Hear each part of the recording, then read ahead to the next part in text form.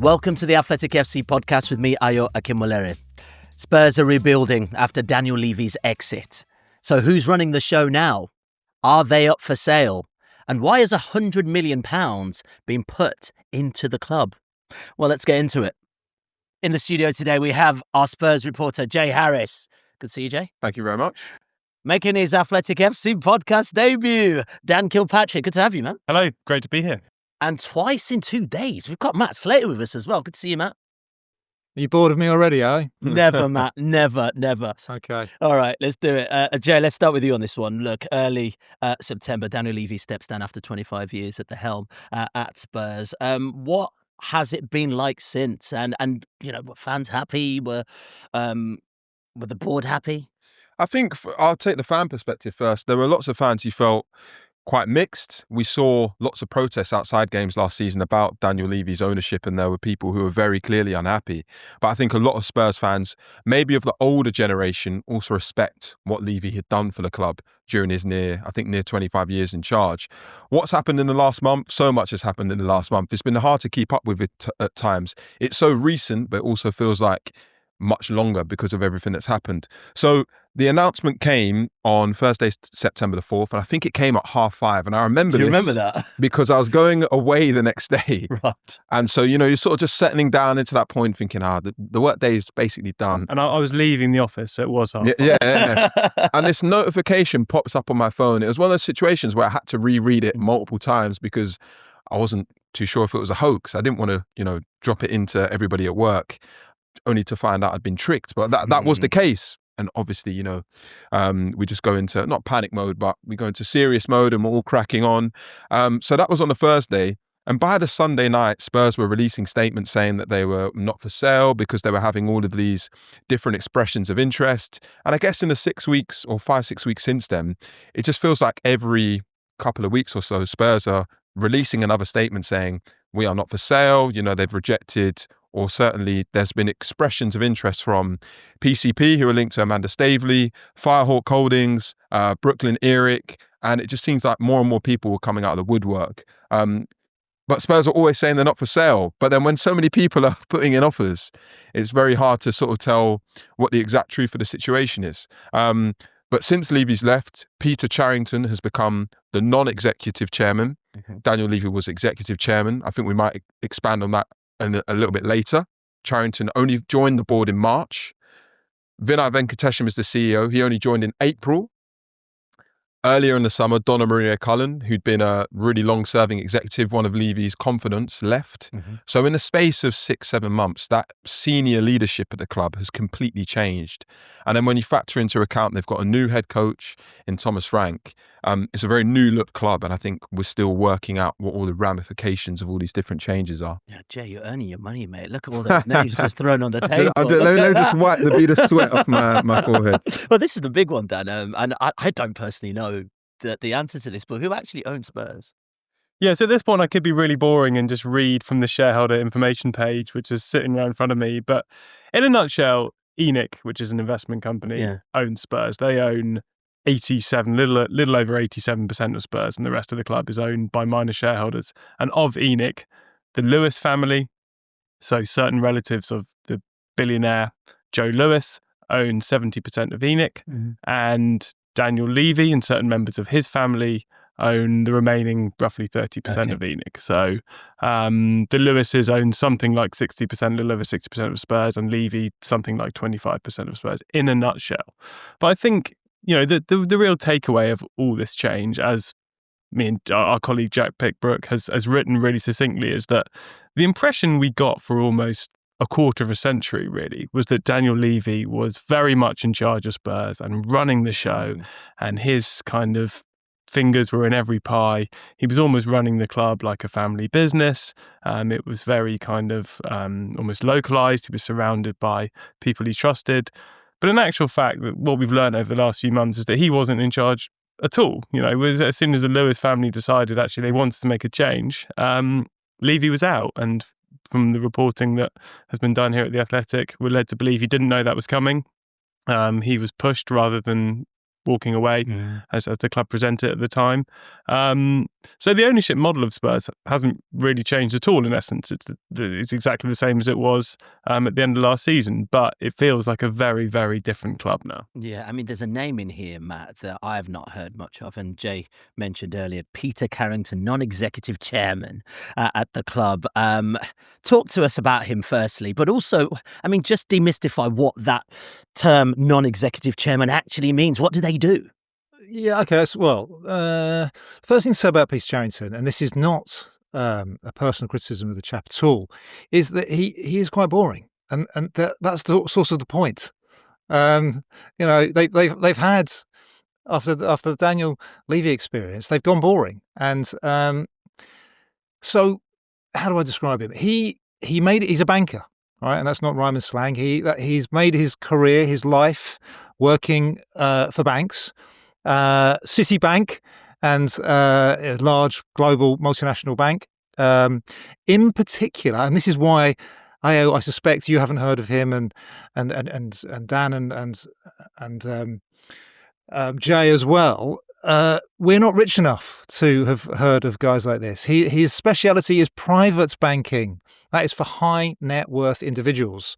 So, these large banks, they do the finances of large companies and very, very rich people. And then very rich people will say, I need a private banker. I want you to work for me and run my affairs. And Charrington's really good at that. Really good at that. He's recognised within his industry. I think a few years ago he was named the world's best private banker.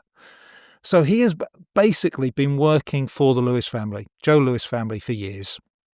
And there's nothing controversial about that. And there's nothing really secret or hidden about that. It's just not that interesting. We know that since leaving Citibank, he's taken on a number of roles working more closely with the Lewis family. There's one, I think it's one of their big luxury hotel businesses called Nexus. And that means that Charrington basically lives in the Bahamas, where Joe Lewis and his family have a big sort of, they own an island, they have a big sort of business. And I think Nexus, in fact, is a joint venture with Tiger Woods and Ernie Els. It's, luxury resorts and golf courses. So this guy has spent 25, 30 years very quietly, very greyly being a banker. He knows nothing about sport. I mean, I suspect he doesn't know much about golf. He knows about numbers. So he was appointed in March under the radar, clearly under Daniel Levy's radar, though if I bet, putting two together now, he wishes he spotted it. And then we get the great defenestration out the window, complete change. The other thing to mention, of course, is in June, Vinay Venkatesham arrived. Again, slightly imposed on Levy by the Lewis family. Why haven't we got a chief executive?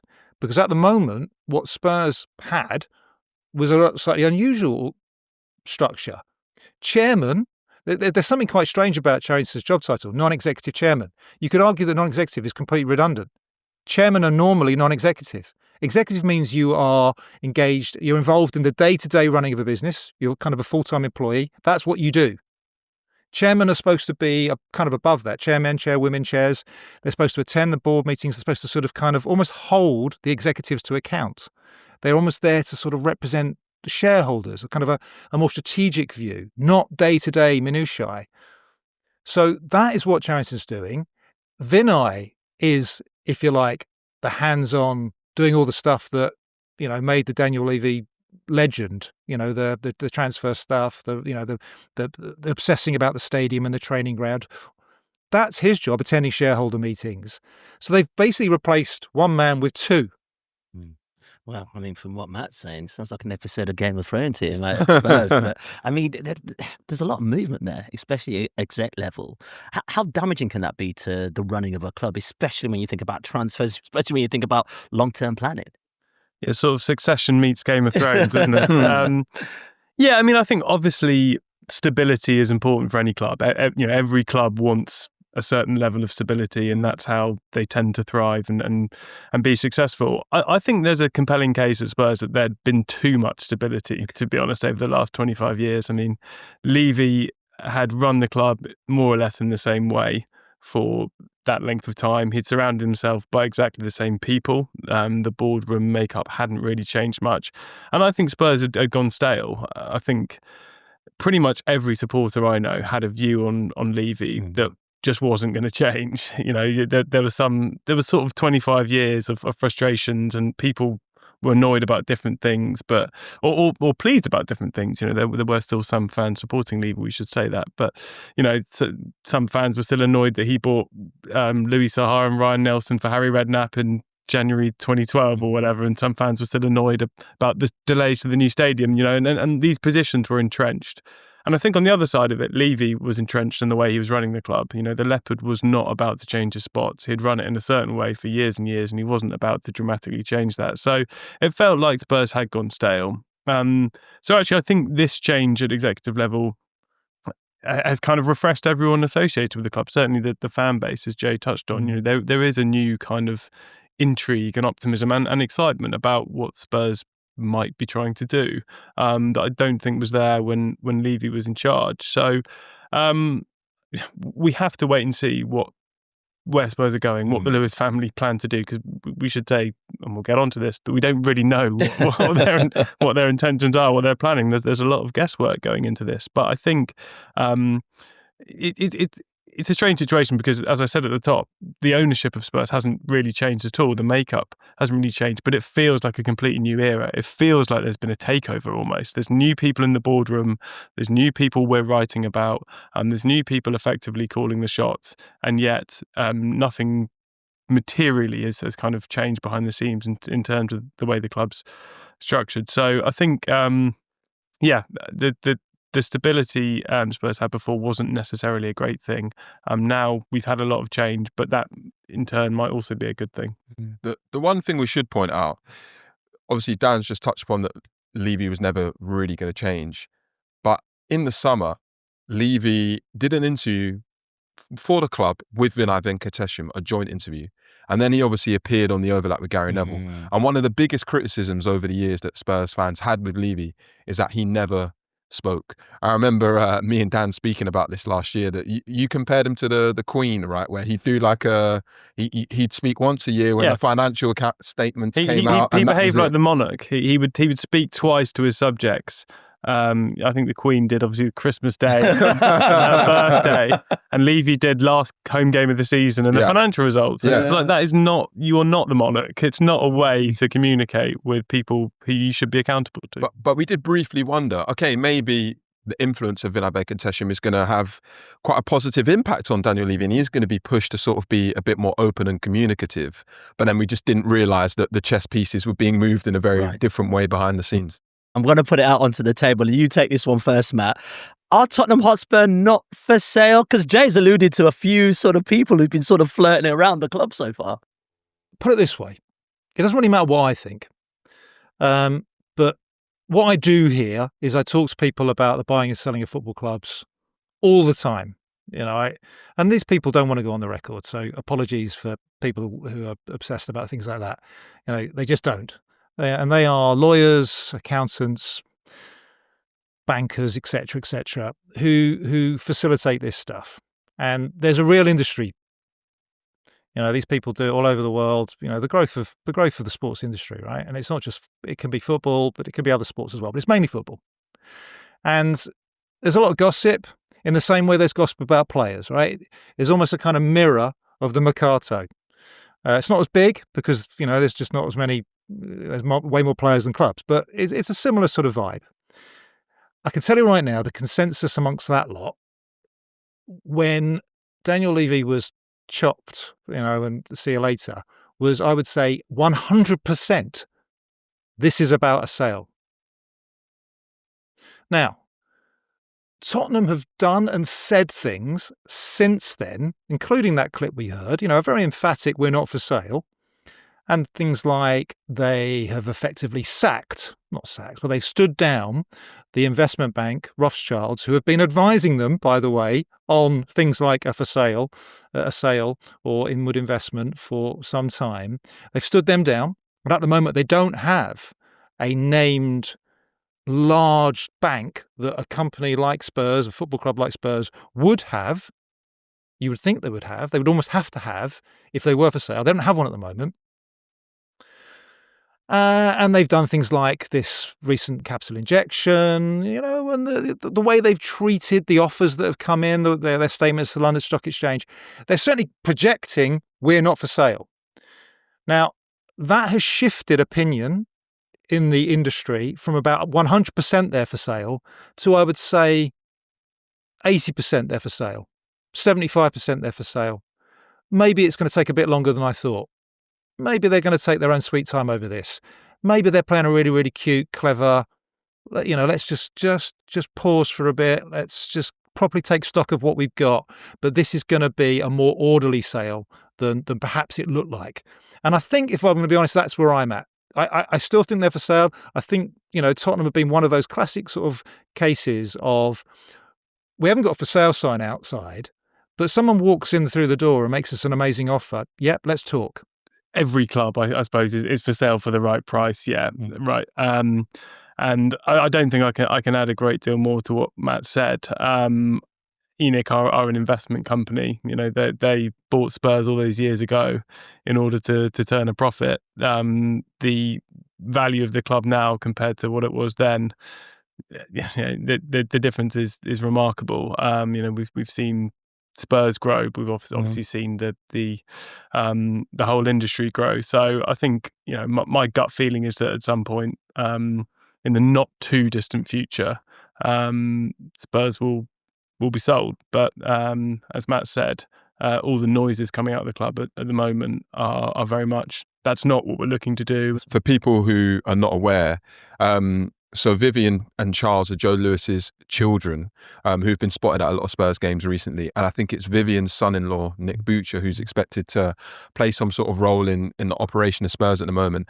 And, we're talking about these expressions of interest being rejected, etc. And maybe Matt can talk on this a little bit as well. But to take Brooklyn Eric, for example, I felt like that was a little bit performative what he was doing in trying to. He was a chance. It felt like it. It felt like it from the outside. But he was tweeting the back pages of the Sun, where he was on the back page of the Sun, and he was tweeting photos of it, saying like, "Oh, it's been a busy Monday morning." He was tweeting about play Xavi Simons in the number 10 and let him cook. He's this DJ and tech investor, but it just felt to me quite unserious. And so I wasn't really surprised that it got rejected. It was 11 days.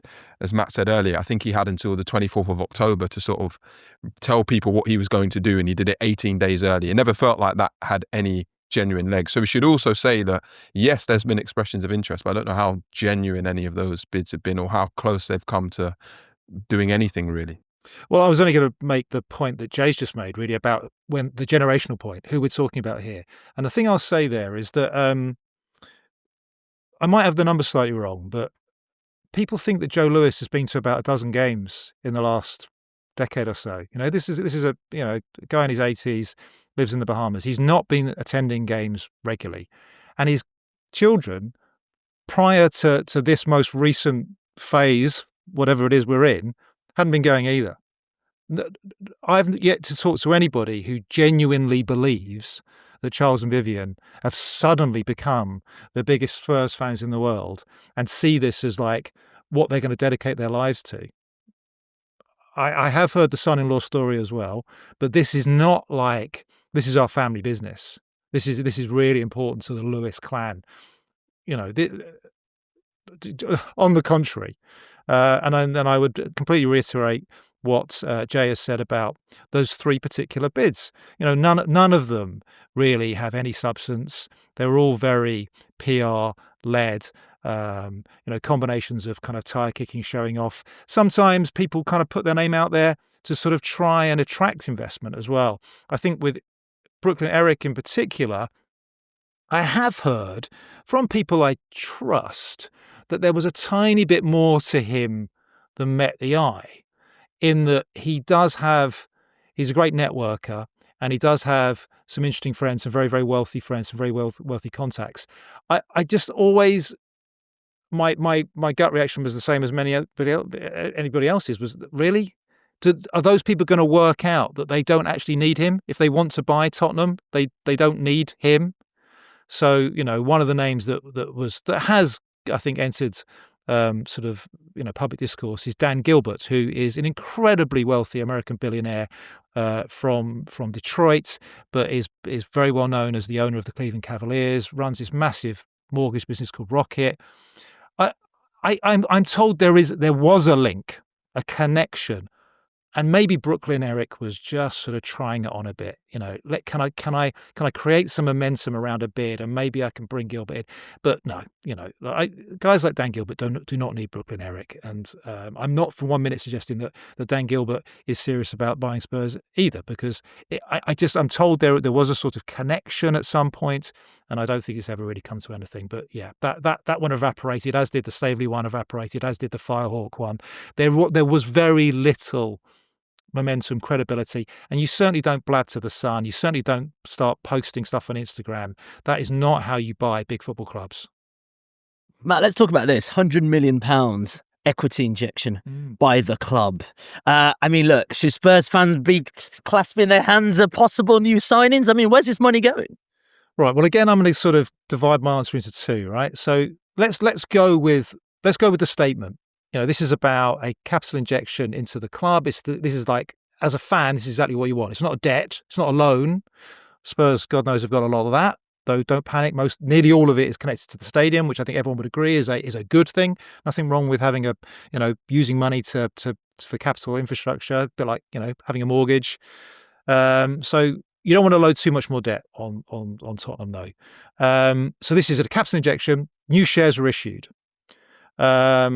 They have not really communicated, unless I've missed it, Jay or Dan, as to specifically what this is for. I don't think this is about a war chest. I think this is about a cash requirement.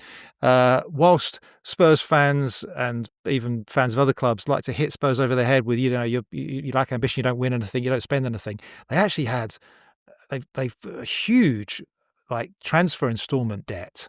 Everyone pays on transfers on instalments, nearly everybody. And Tottenham, slightly unbeknownst to me, have very quietly accrued a massive, basic credit card bill for transfers. I think it was up to about 270 million as of June last year. I think it was the biggest in the Premier League. 279.3 million, I think. There you go. That slightly surprised me. Now,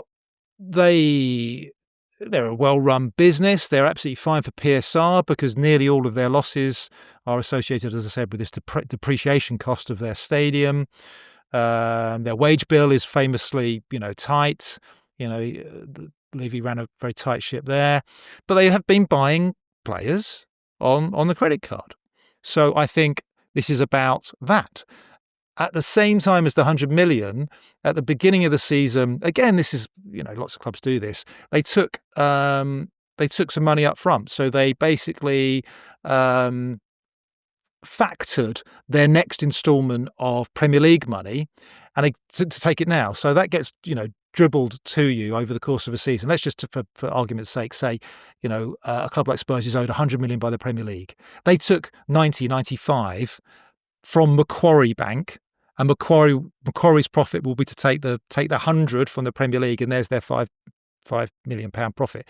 The numbers are slightly off, but I just did it on 100 because it's an easy index. So they've put about 200 million worth of cash into the business. Half of it via this cash in this share injection, half of it by taking some Premier League money up front. And I think it really is about dealing with that historic transfer spend. So that, I think, is definitely a coherent, logical explanation for what's happened. Here's the other explanation, and it goes to my previous answer about what do you really think is going on with the sale. So I'm going to get a bit, hopefully not too confusing here. I think Dan explained on the ownership that ENIC own, it was about 87% of the shares. Post buying £100 million worth of new shares, newly issued shares that only they have bought, it dilutes everybody else. So the minority share guys go down to 12.5, whatever. And ENIC's stake is now up to nearly 87 point something. So they've got a bigger stake. Now, this is where it gets interesting. Dan mentioned that ENIC is 70-30 owned by the Lewis family trusts. According to the Tottenham Hotspur website, it's still there. I've been asking questions about it. Is this still correct? Because they updated the first bit that ENIC now own 87.9, I think it is. So they've updated that bit. Is the split on the family trust still the same? And they're saying they're not really answering that question, because they're saying they don't have to, because ENIC is a Bahamas registered company. So they don't really have to give us any oversight of that, which I think is a little bit strange, because it is on the Tottenham Hotspur website. But anyway, because that suggests that the Lewis family and the Levy family trusts did this jointly. So they've issued new shares, and they've both bought at the same ratio, at the same proportion. So argument's sake, really simple, the Lewis family trust put in 70 million and the Levy family trust put in 30 million. So their position within ENIC hasn't changed. That is what the club website is trying to tell us. But no one I talk to believes that, because the Lewis and the Levy family trusts are not talking. One's just sacked the other unceremoniously. And do we really think the Levy family have 30 odd million lying around? We know the Lewises do. So what's happened there? Because if the Levy family trusts did not contribute to this share raise, this capital increase, they have just been knocked down below 25%. So those new shares have gone to ENIC, and even within ENIC, the Lewis family have increased their stake. That has knocked down Levy family trust's ownership of Spurs from about 26% to below 25%. Why is that important? Because it means they have just lost a lot of blocking rights under UK Company Act law. Right? They have less oversight of what's really going on, and they certainly can't block things. I mean, Dan, you've covered Spurs for a while, and I'm interested in this because naturally, as a fan, I'm thinking 100 million back into the club. And as Matt's just indicated, perhaps this is more about having more of a lion's share and more, dare I say it, control. Yeah, I'm not going to elaborate any further on that was a chunk of it. That was a chunk. Yeah, I get it. Yeah, I mean, it's funny. Like I'm a Spurs fan, and I've covered Spurs for the last decade, and the amount of times I've heard kind of fans say, and it's kind of often kind of wishful thinking, if only kind of Uncle Joe would just kind of turn on the cash taps and start injecting money into the club, then we'd be fine. And it from the outside looking in, on the face of it, it does look a little bit like that's finally happened. Mm-hmm. When Levy went, the message from a source close to the Lewis family was, we're fans. I think we want more wins more often, was what they said, wasn't it? And then the implication there being Levy's been holding us back. He hasn't been prioritising the football, which is what a lot of fans were saying. We are now going to prioritise trying to win stuff on the pitch, and that's been repeated by Vinay in the week since. I think the answer is we will have to wait and see. I don't think you learn too much from January transfer windows. Generally, it's such a hard time to do business. But next summer, if the ownership of the club's still as it is now, we might find out if this really is a new era by the way they behave in the summer transfer window, and that might be the first kind of indication we have of whether that this is truly a kind of new era. Personally, as I said before, the lesson of Levy's exit was that he wasn't as in charge as he appeared to be to everyone outside the club. I find it quite hard to believe that for 25 years, Joe Lewis and latterly members of Joe Lewis's family were just kind of sitting back saying to Levy, you run it exactly as you want. We're not going to be involved at all. This is your baby. You do your thing. I imagine there was some directive from above. So they would have been on board with his kind of fiscal policy, the way he ran the club, never spending more than they earn, et cetera, which obviously is what frustrated a lot of supporters. So are they really about to kind of rip up that model and go with a completely new one of spending big, sailing close to the wind on PSR and all the rest of it? Find it hard to imagine, but again, we will just have to wait and see. Sorry, one thing I've always been intrigued by is the timing of getting rid of Levy, because it was 4 or 5 days after the end of the transfer window. And I guess I see both sides of the argument, but if you're really displeased with what he's done, why do you let him have the summer and execute your transfer plan under a new head coach? Why, when the statement was released, when Ange Postecoglou was sacked, Levy was the one who sort of took complete ownership of that decision. But if people higher above are thinking, we're not too sure about Levy's long-term future, then why do you allow him to take complete control of that situation? Is it a case of you're thinking, if we let him go before the start of the summer, when we've just got a new CEO, we might have a new head coach. Is there going to be too much disruption and it's difficult to factor in those transfer plans? But I still think it's quite muddied Do you think they were just smart clear. enough to, because Levy signed off every deal, any big deal, he was doing the last phase of negotiations, which again was a frustration for supporters.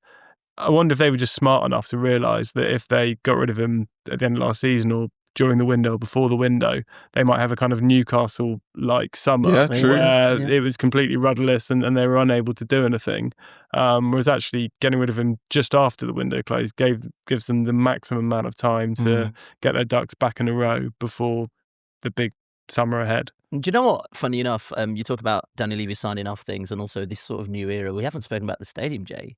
And the fact is, this is another sort of money-making thing for Spurs. The Broncos just narrowly beat the Jets this weekend. Beyonce's played there. There's a go-kart track, which I've driven on under the stadium. And I'm not going to lie, it's a lot of fun. And there's a lot of people going there for these things. I mean, that's a really good revenue buster, isn't it? Yeah, it's helping them generate loads of revenue. As you mentioned, Beyonce's been there, SZA's been there, Kendrick Lamar's been there. I'm pretty certain Taylor Swift has been there. Right. They've had boxing events there. They have NFL there. It is just what it offers as a stadium is far superior to the other stadiums in the country, potentially in the world. And just the fact that they've earned so much money from that and what it enables the club to do in other areas. And so if you're a prospective investor, that's probably quite an attractive factor, that you've got a brand new stadium in the middle of London that's hosting all these different events. Of course, that would be appealing to people and it's helped Spurs out. But also, that was very much Daniel Levy's child, right? Yeah. He was so involved in the design of it, the architecture. He was heavily involved in getting in forging that partnership with the NFL, etc. It will also be intriguing to see whether that lasts now that he's left, because he was such an integral figure to all of it. Okay, Matt, we better say thank you for your sermon and bid you adieu. Really appreciate you joining us, mate. Yes, go in peace. Jay, we have to talk about Thomas Frank. I know you know very well from your days at Brentford. Why'd you say it like that? I just feel like every time I have to caveat it with the time you were at Brentford, It's not a documentary on Brentford, guys. I don't know if you've listened to it, but go check it out. But real talk though, 10 games in, Thomas Frank era, what have you made of it so far? I think it's been a decent start. I went on their pre-season tour to Hong Kong and South Korea in the summer and got the opportunity to speak to a few different players. And one thing Ben Davies said, who's a veteran of 10, 11 years at the club, maybe the only surviving member of the 2019 Champions League final now that Son's gone, I think. Correct. But anyway, someone who's been there for a long time, had been really impressed by Frank. And one thing he said, which has really stuck in my mind, was there's low-hanging fruit that we can sort of pick at and will improve quickly. And I think the obvious area is the defence. They've been so much tighter at the back. They seem to have this newfound resilience. They've scored quite a lot of late equalisers in games recently. They just seem to be a little bit more compact. And, I think they've got 14 points from their first 7 games. Joint second best defensive record, third in the Premier League table. I think all the signs are very encouraging. They lost to Bournemouth and that was disappointing. It's a shame to lose the UEFA Super Cup in the manner that they did, but the base level of the performances has been pretty good and I think is a strong foundation for what's to come. What about the fans' perspective? Much more pleasurable watch than potentially high-octane football from last season? Well, yeah. I mean, when you're not losing every week in the Premier League, fans are generally happier. Look, there are supporters I've seen on social media who are frustrated. That there always will be, unless you're, having a kind of Guardiola 100-point season, there's going to be people moaning about something. And there's been a degree, I think, of frustration about the pragmatic approach under Frank this season. But look, I think it's been a great start to the season, really, all things considered. Third in the Premier League, unbeaten 2 Champions League games, through in the League Cup, and missing some really important players, notably Solanke, Maddison and Kulusevski, who are, 3 starting forwards when fit and on form. So, he's made a good start. It was always going to be a big change from Postecoglou, who obviously was all about a high-octane front foot attacking football. Frank was always going to be a little bit more pragmatic. As Jay says, there's been a shift to, I think, low-hanging fruit's a brilliant way to describe, for instance, the set-piece improvement, the improvement in the back. I think it's fair to say that Spurs are better at the moment, or have looked better punching up. They were brilliant against PSG and Man City. Those are the two best performances under Frank. That was kind of true of Frank's Brentford, I think, as Definitely. well. They haven't looked so good punching down. The attacks looked clunky at times. They've been missing those three players I mentioned. Kudus and Xavi Simons are still bedding in, and clearly their two most important attackers as it stands already. So I think that clunkiness going forward is sort of understandable, and it was a feature under Postecoglou as well, and I think it will improve. It makes a lot of sense to me that the defence should be prioritised and is doing well, because I think a lot of Spurs' best players are in defence as well. Romero, Van der Ven, Porro, New England international Jed Spence. These are really good players, and they're kind of in a consistent back four. So, yeah, in short, I could go on forever, but I think really encouraging start. A lot of improvement still to come, but you kind of back Frank as the coach that he is to do that and get that out of the play. Okay, brilliant. Gents, really appreciate that. That was so much fun. Really enjoyed that. Dan, Jay, obviously Matt, who's joined us as well. Thanks you guys for watching as well. We'll be back soon. For more from the Athletic FC podcast, make sure you like and subscribe to the channel. We've got top journalists like David Ornstein, Matt Slater, Adam Crafton, Carl Anker, and plenty more through the entire season. Make sure you don't miss an episode of the Athletic FC. You can get it wherever you get your podcasts from.